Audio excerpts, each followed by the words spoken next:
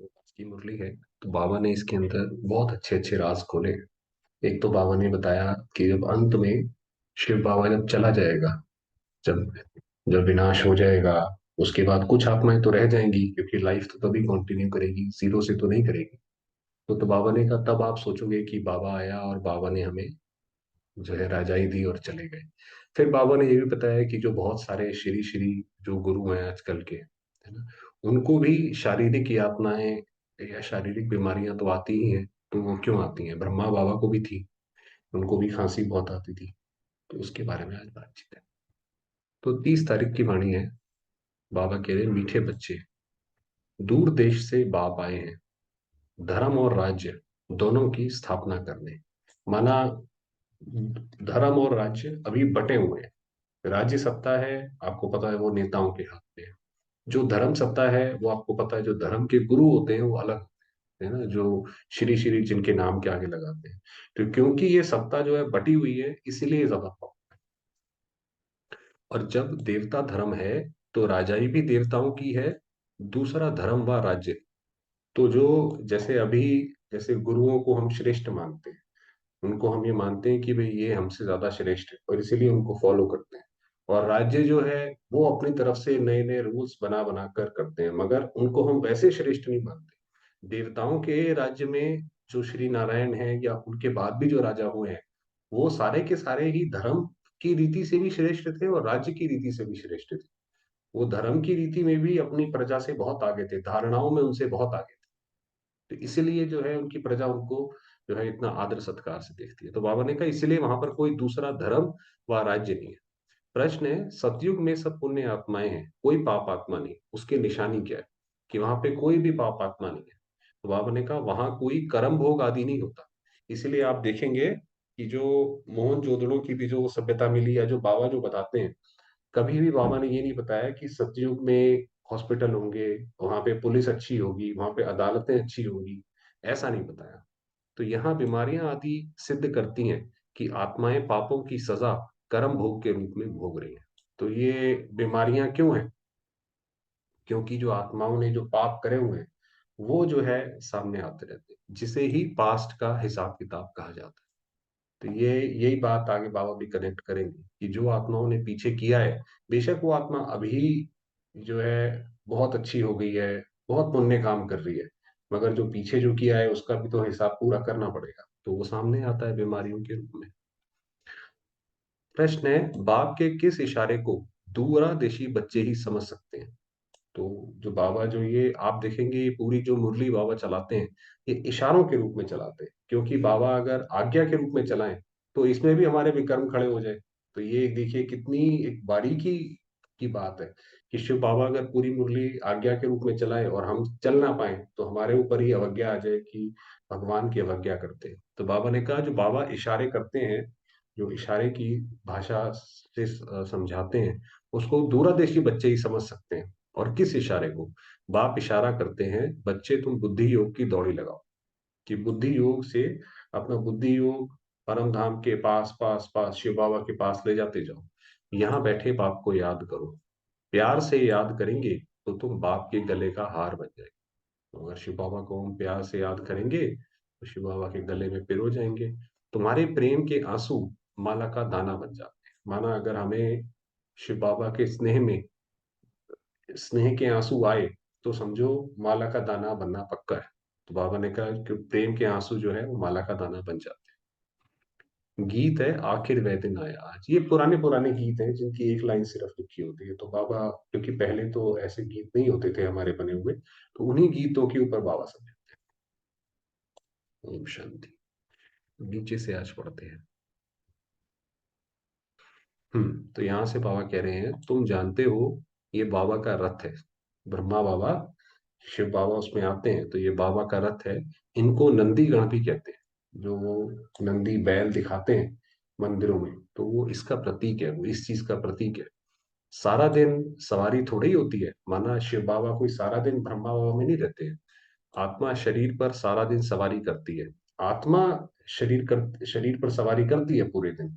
क्योंकि आत्मा अगर शरीर को छोड़ दे, तो वो तो शरीर के सारे फंक्शन बंद हो जाए। आपको पता है, जब आत्मा शरीर से निकल जाती है, जब डेड हो जाता है, तो उसमें कोई जो ब्लड के फंक्शंस हैं, जैसे ब्लड क्लॉट होता है या जो सेल की ग्रोथ होती है, वो खत्म हो जाती है, क्योंकि आत्मा ही अपनी शक्तियों से वो चलाती है, और आत्मा निकल गई तो सारे फंक्शन खत्म हो जाएंगे। तो आत्मा तो पूरे शरीर पे हर वक्त सवारी करती है। अलग हो जाए तो शरीर ना रहे, वही बताया कि आत्मा अगर अलग होगी शरीर से तो शरीर फिर काम करना बंद कर देगा। वो तो एक पूरी मशीनरी है जो लगातार चल रही है। बाबा तो आ जा सकता है, शिव बाबा जो है वो आ जा सकता है, क्योंकि उनकी अपनी आत्मा है। तो मैं इनमें सदैव नहीं रहता हूँ, सेकंड में आ जा सकता हूँ। बाबा कह रहे मैं ब्रह्मा बाबा के तन में जो है सदैव नहीं रहता हूँ। मेरे जैसा तीखा रॉकेट कोई हो नहीं सकता। तो बाबा कह रहे हैं मेरा जैसे जितनी आत्मा, मैं तेजी से इधर से उधर जा सकती हूँ, क्योंकि आत्मा टाइम और स्पेस से परे है, ये फिजिक्स का प्रिंसिपल है। तो शिव बाबा की आत्मा टाइम से भी परे है, स्पेस से भी परे है, मगर हम आत्माएं जो हैं वो सिर्फ टाइम से परे तो नहीं है, स्पेस से परे है। तो बाबा ने कहा मेरे जैसा तीखा रॉकेट कोई हो नहीं सकता। आजकल रॉकेट, एरोप्लेन आदि कितनी चीजें बनाई हैं, परंतु सबसे तीखी आत्मा है। तुम बाप को याद करो, ये आया। हमने बाबा को याद करा तो जैसे बाबा एकदम आ जाते हैं, है ना। आत्मा को हिसाब किताब अनुसार लंदन में जन्म लेना होगा, तो सेकंड में वहां जाकर गर्भ में प्रवेश करेगी। भाई कोई आत्मा यहाँ से निकली और उसको, उसका हिसाब किताब अगला जो है वो लंदन में है वो अभी इंडिया में, शरीर छोड़ा इंडिया में, तो एकदम से वहां पे उसके गर्भ में, माता के गर्भ में चली जाएगी। तो सबसे तीखी दौड़ी पहनने वाली आत्मा, माना बहुत तेजी से इधर से उधर जाने वाली आत्मा। अभी आत्मा अपने घर में जा नहीं सकती। अब मगर उसके साथ भी बंधन उसके ऊपर ये है, क्योंकि ड्रामा में है, तो ड्रामा में है तो माना बंधन है। तो एक बंधन उसके पास ये है, वो कहीं पे भी जा सकती है तेजी से, मगर अपने घर नहीं जा सकती।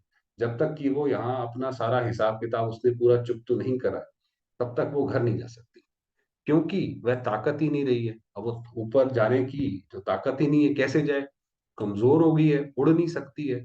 आत्मा पर पापों का बोझ बहुत है, क्योंकि आत्मा पर अगर पापों का बोझ होगा तो वो फिर उसको चैन से रहने नहीं देगा।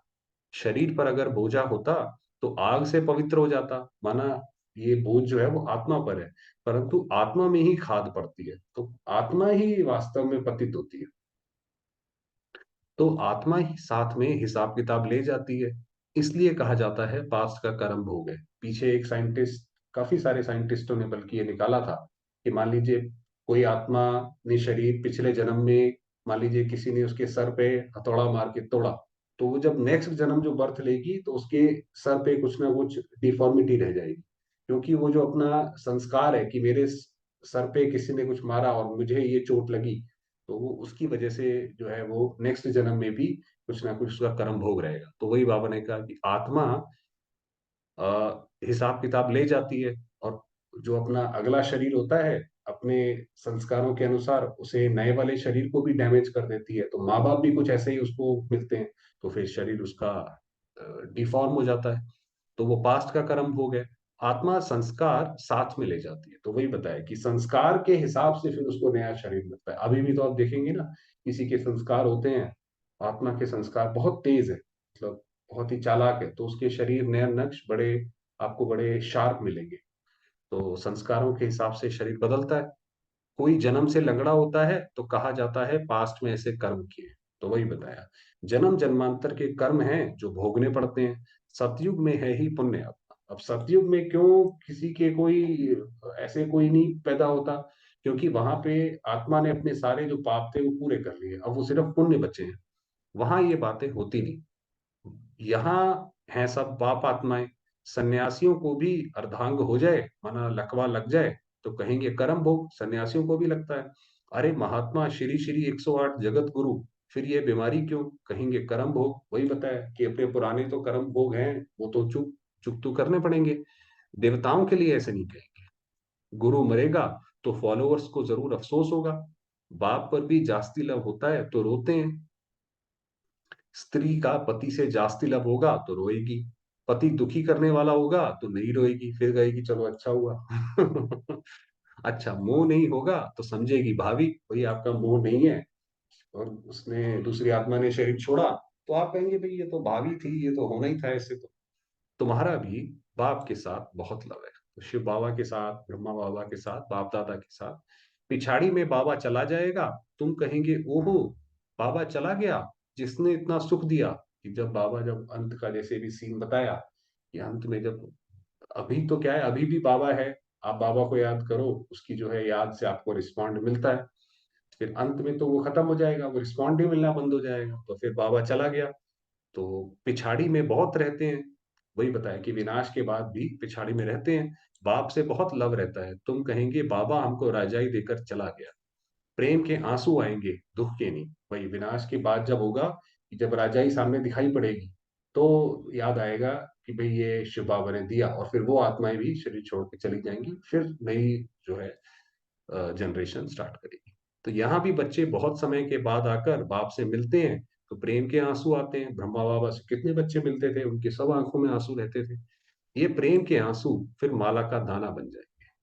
हमारा पुरुषार्थ ही है ही कि हम बाबा के गले का हार बने, इसलिए बाबा को याद करते रहते हैं। तो हमारा तो, हम हमारी सबकी इच्छा ही यही है कि हम यहाँ से शरीर छोड़ें और बाबा के जैसे गले में पिरो जाए। इतने हमारा हम पवित्र हो, इतना हमारा चाल चलन अच्छा हो, संस्कार अच्छे हो, कि बाबा जो है अपने गले में हमें पिरोए। बाबा का फरमान है, याद की यात्रा करते रहो। जैसे दौड़ाया जाता है फलाने स्थान को हाथ लगा कर आओ, फिर नंबरवार होता है, जैसे दौड़ाते हैं तो उसमें होते हैं। यहाँ भी जितना बाबा को जास्ती याद करेंगे, जो पहले दौड़ी लगाकर जाएंगे, वही फिर पहले स्वर्ग में लौट आकर राज्य करेंगे। माना जो पहले परम धाम जाएगी आत्मा, फिर वही आत्मा जो है पहले स्वर्ग में आएगी। तो इसलिए तो बाबा कहता है ना कि मेरे साथ साथ चलोगे, ये सारी चीजें कनेक्टेड है। इसलिए बाबा कहता है कि जो मेरे साथ के बच्चे होंगे वो साथ साथ चलेंगे, जो जिनके और नंबरवार जो पीछे होंगे वो पीछे पीछे चलेंगे। तो जो पहले परम धाम जाएगा वही फिर पहले नीचे आएगा सतयुग में। तुम सब आत्माएं बुद्धि के योग से दौड़ रही, तो हम सारे कैसे दौड़ रहे हैं, किसका बुद्धि का योग बाबा के साथ कितना लगा हुआ है। यहाँ बैठे हुए वहां दौड़ रही हो। हम शिव बाबा के बच्चे बच्चे बच्चे हैं। बाबा इशारा करते हैं, मुझे याद करो, दूरादेशी बनो। तो दूर देश के जहां पे जाना है उसको याद करो, दूरादेशी बनो। तुम दूर देश से आए हो, अब ये पराया देश विनाश हो जाएगा। अब ये देश जो है ये पराया है हमारे लिए, हमारा इससे कोई लेना देना नहीं है, ना इस दुनिया से, ना इस दुनिया के लोगों से, ना कुछ। तो ये विनाश हो जाएगा। इस समय तुम रावण के देश में हो, ये धरनी रावण की है। तो जैसे सीता को दिखाते हैं कि वो रावण के पास थी, दुखी रहती थी, सब कुछ था, सोने की लंका थी, मगर दुखी थी, और आसपास सारे असुर घूमते रहते थे। ऐसे ही हम भी जो सीताएं हैं, अब हमारा राम आ गया है, अब हम चलें फिर वापस। फिर तुम बेहद के बाप की धरनी पर आएंगे, फिर जो शिव बाबा ने जो स्थापन करी है धरनी, वहां आएंगे। वहां है राम राज्य। राम राज्य बाप स्थापन करते हैं। फिर आधा में रावण राज्य ड्रामानुसार रुंधा हुआ है। फिर उसके बाद जो है रावण राज्य भी आएगा, वो भी आएगा, ऐसा नहीं है। ये सब बातें तुम बच्चे ही जानते हो, इसलिए तुम प्रश्न पूछते हो, कोई नहीं बता सकेगा। तो हमारे जो प्रश्न हैं, क्योंकि हम ये सारी चीजें जानते हैं, तो हमारे तो प्रश्न भी अनोखे हैं। कोई हमसे कोई आके पूछे तो हम उससे थोड़ा सा भी पूछे तो कोई बता ही नहीं सकता। अगर कहे आत्मा का फादर गॉड फादर है, अच्छा तुमको उनसे क्या वर्षा मिलना चाहिए भाई। आप कोई हमसे बोले, या हम किसी को बोलें कि भाई भगवान जो है फादर है, तो उसको बोलो कि भाई क्या फादर है तो क्या फायदा हुआ, क्या आपको मिलना चाहिए अगर वो फादर है आपका। तो ये है पतित दुनिया। बाप ने पतित दुनिया तो नहीं रची है ना, ये वास्तव में जो अभी की दुनिया है ये है पतित दुनिया, और बाबा ने ये दुनिया नहीं रची है। कोई को भी समझाना बहुत सहज है, चित्र दिखाना पड़े। त्रिमूर्ति का चित्र कितना अच्छा है कि वो ब्रह्मा विष्णु शंकर वाला, ऐसा कायदे अनुसार त्रिमूर्ति शिव का चित्र कहाँ है नहीं, कि इतना डिटेल्ड और इतना हर चीज उसकी बारीकी से उसको करना किसी के पास है नहीं। ब्रह्मा को दाढ़ी दिखाते हैं, विष्णु और शंकर को नहीं दिखाते हैं, उनको देवता समझते हैं। ब्रह्मा तो प्रजापिता है। कोई ने कैसे बनाया है भाई, भगवान के लिए भी अलग अलग बनाते रहते हैं। अभी तुम बच्चों की बुद्धि में ये सब बातें हैं, और कोई की बुद्धि में नहीं आता है ये, और किसी को ये बातें इतनी गहराई से नहीं समझ आती। जैसे बावरे हैं, बावरे बोला जाता है जिसको कुछ समझ ना आए, वो जैसे कि बावरे हैं। जैसे आप दुनिया में आप ये वाली बातें बताना शुरू करो कि ब्रह्मा कौन, तो उनको थोड़ी देर बाद समझ आना बंद हो जाएगा। तो जैसे बावरे हैं, रावण को क्यों जलाते हैं, कुछ पता ही नहीं है। रावण है कौन, कब से आया, कह देते हैं अनादिकाल से जलाते हैं। कि अपना ही कुछ नहीं पता है कि कौन क्या है, कैसे है, तुम कौन थे, हम कौन है, कुछ नहीं पता। तुम समझते हो ये आधा कल्प का दुश्मन है। दुनिया में अनेक मते हैं, जिसने जो समझाया वह नाम रख दिया। तो ये दुनिया में तो आप जाइए, हर एक गुरु अपने अपने हिसाब से बताते रहते हैं। कोई ने महावीर नाम डाल दिया। अब महावीर तो हनुमान को दिखाते हैं। तो यहाँ आदि देव महावीर नाम क्यों रखा है? ये जो ये महावीर है, जो ये दिलवाड़ा मंदिर है, वहां पे भी जो है, वहां का बाबा रेफरेंस ले रहे हैं कि यहाँ पे जो आदि देव, उनको भी महावीर के रूप में दिखाया है। तो ऐसा क्यों? मंदिर में महावीर महावीरनी और तुम बच्चे बैठे हो। उन्होंने माया पर जीत पाई, इसलिए महावीर कहा जाता है। तो महावीर अगर बोला तो किस चीज में वीरता दिखाई, है ना? ऐसा कौन सा युद्ध उन्होंने लड़ा जिसकी वजह से उनके नाम के आगे महावीर लगा? तो ये वास्तव में माया से युद्ध है, जो सबसे बड़ी युद्ध है। बाकी सारी युद्ध इसके सामने छोटी है। तुम भी अनायास ही अपनी जगह पर आकर बैठे हो। वह तुम्हारा यादगार है। माना जैसे मधुबन में ही में आकर बैठे, और मधुबन में ही हमारा यादगार, तो ये तो अनायास ही जैसे आ गए। वह है जड़। फिर भी चित्र जरूर लगाना पड़े, जब तक चैतन्य के पास आकर समझे। दिलवाड़ा मंदिर का राज बहुत अच्छा समझा सकते हो, वही दिलवाड़ा मंदिर आ गया। ये पढ़कर गए हैं, तब भक्ति मार्ग में ये यादगार बनेगा। तो भक्ति मार्ग में तो यादगार बनते हैं। तो जो हमने काम किया है भक्ति में, फिर उसकी भक्ति की जाती है ना? भक्त जो है उसकी कीर्ति गाते हैं, वो है भक्ति। तो तुम्हारी राजधानी स्थापन करने में बड़ी मेहनत लगती है। अब ये बहुत अच्छी बात आ गई। गालियां भी खानी पड़ती हैं। आपको पता है ब्रह्मा बाबा ज्ञान में जब नहीं आए थे 1937 से पहले, बाबा का बहुत रुतबा था। बड़े बड़े राजा जो थे वो भी सभा रोक देते थे अगर बाबा नहीं पहुंचते थे तो। मतलब आप सोचिए। और बाबा उस समय जब देश हमारा गुलाम था, तब वो क्वीन एलिजाबेथ को अपने जो है गहने बेचते थे। तो सोचिए कितना बड़ा रुतबा था। और उसके बाद बाबा के बने, तो राह चलता व्यक्ति भी बाबा को जो है बोल जाता था। तो गालियां भी खानी पड़ती हैं, क्योंकि कलंगीधर बनना है। तो हम भी जो है, जैसे ब्रह्मा बाबा ने गालियां खाई, अगर हमें भी खानी पड़े तो कोई बात नहीं। समझो ये श्री कृष्ण के साथ रास कर रहे हैं। वही श्री कृष्ण ने जो खाया हम भी खा रहे हैं, क्या बात है? अभी तुम सब गाली खाते हो। ब्रह्मा कुमारी इसको पहले देते थे गालियां, अब तो खैर कम देते हैं। ओपनली नहीं देते हैं, मगर थोड़ा थोड़ा अभी भी है। सबसे जाती ग्लानि मेरी की है, शिव बाबा की।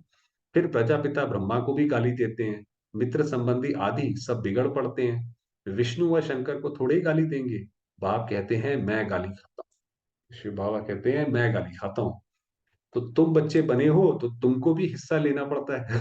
भाई अगर हमने भविष्य में श्री कृष्ण के साथ रहना है ना, जो उसके साथ हम सब कुछ शेयर करेंगे, तो ये भी शेयर करेंगे, क्या बात हो गई?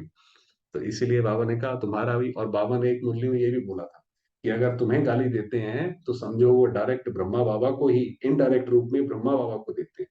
तो इसमें कोई चिंता की कोई बात नहीं है। नहीं तो ये अपने धंधे में था, गाली की बात ही नहीं। वही जैसे बताया, तो बाबा तो जौहरी थे।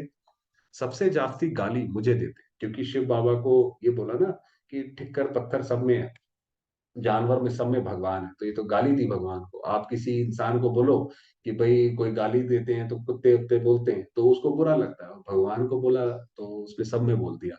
अपना धर्म कर्म भूल गए हैं। कितना समझाते हैं। अच्छा। मीठे मीठे सिकी लदे बच्चों प्रति माता पिता बाप दादा का याद प्यार और गुड मॉर्निंग। रूहानी बाप की रूहानी बच्चों को नमस्ते। और हम रूहानी बच्चों की रूहानी बाप दादा को प्यार प्यार नमस्ते। धारणा के लिए मुख्य सार। धारण क्या करना है? दूरादेशी बनना है। याद की यात्रा से विकर्मों का विनाश कर। दूरादेशी माना कैसे, जिसको बोलते हैं एम्बिशियस या दूर विजनरी, इसको बोलते हैं। वो बनना है कि हम कहाँ जा रहे हैं, क्या करने वाले हैं। यात्रा पर कोई भी पाप कर्म नहीं करने। जैसे यात्रा पर जाते हैं ना, तो कोई पाप कर्म नहीं करते हैं। महावीर बन माया पर जीत पानी है।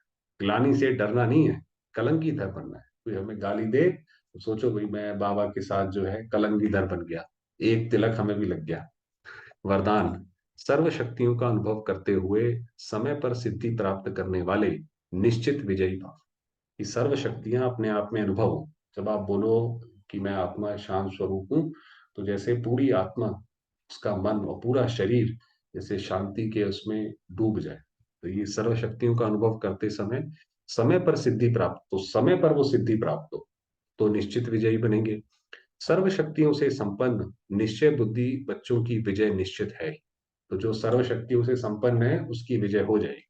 जैसे किसी के पास धन की, बुद्धि की व संबंध संपर्क की शक्ति होती है, मतलब किसी के पास धन है, उसको पता है मैं धन से खरीद लूंगा।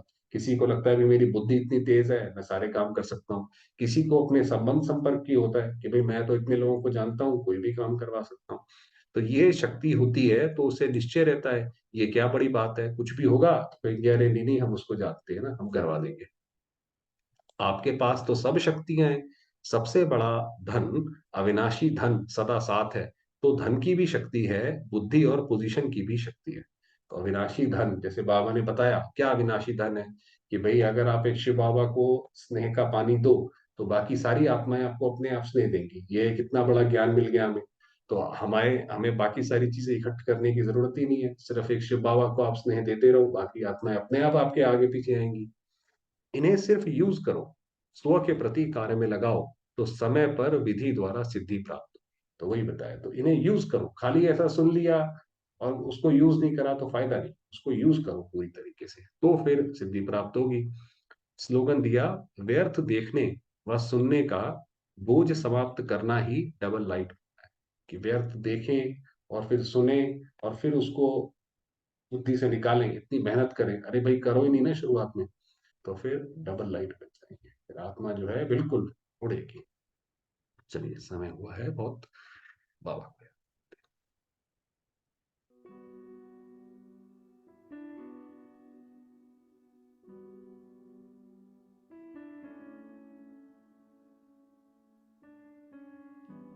मैं आत्मा हूँ, ज्योतिर्बिंदु, चमकती हुई,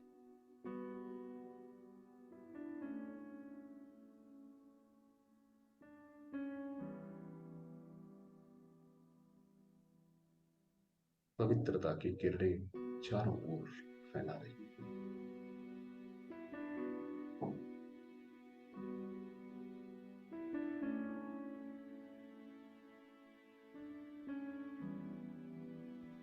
निराकार ज्योतिर्बिंदु शिव।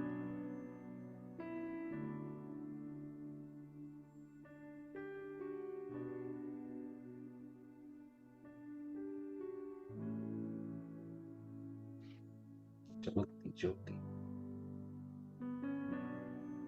स्वयं परमात्मा।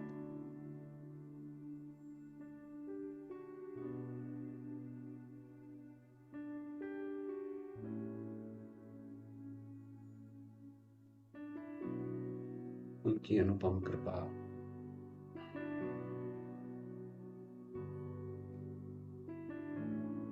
अपार स्नेह,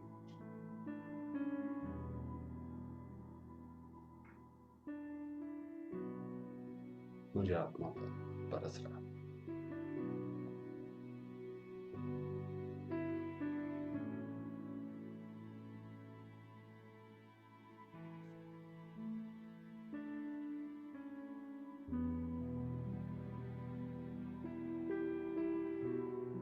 मेरे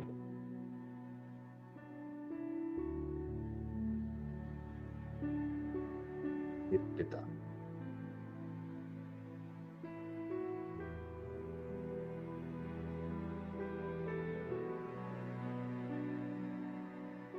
मेरे परम मित्र, संत गुरु।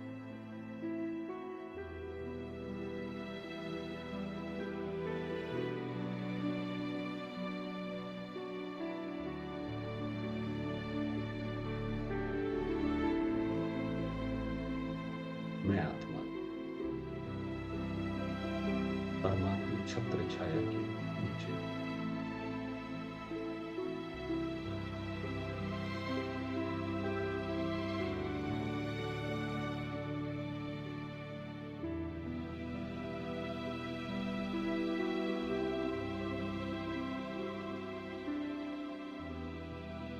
प्यारे बाबा, स्नेह पाकर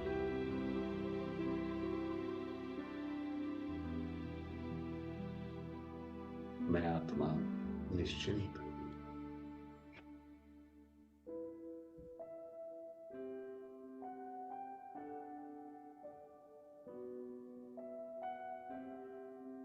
मेरा मन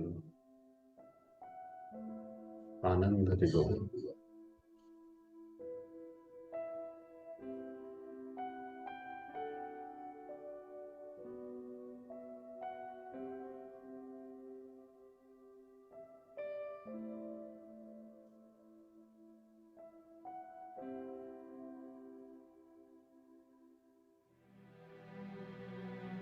बाबा की शक्तियों को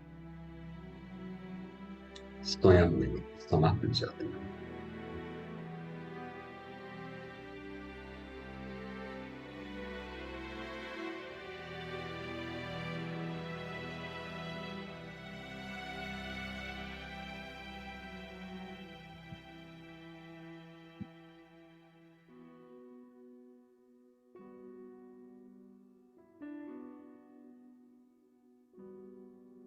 मैं आत्मा शांति का चंद्रमा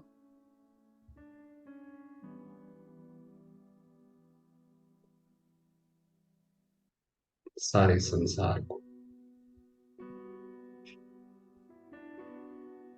शांति की किरणों से रोशन कर।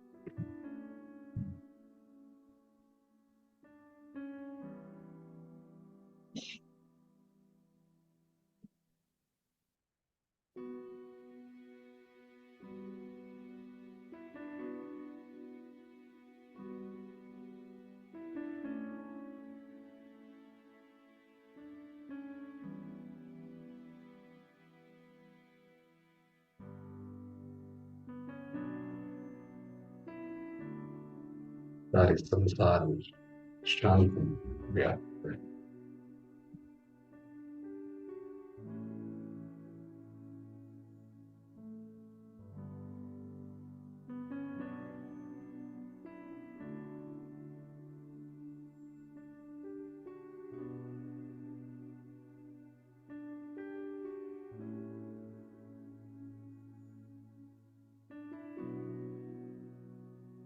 ओम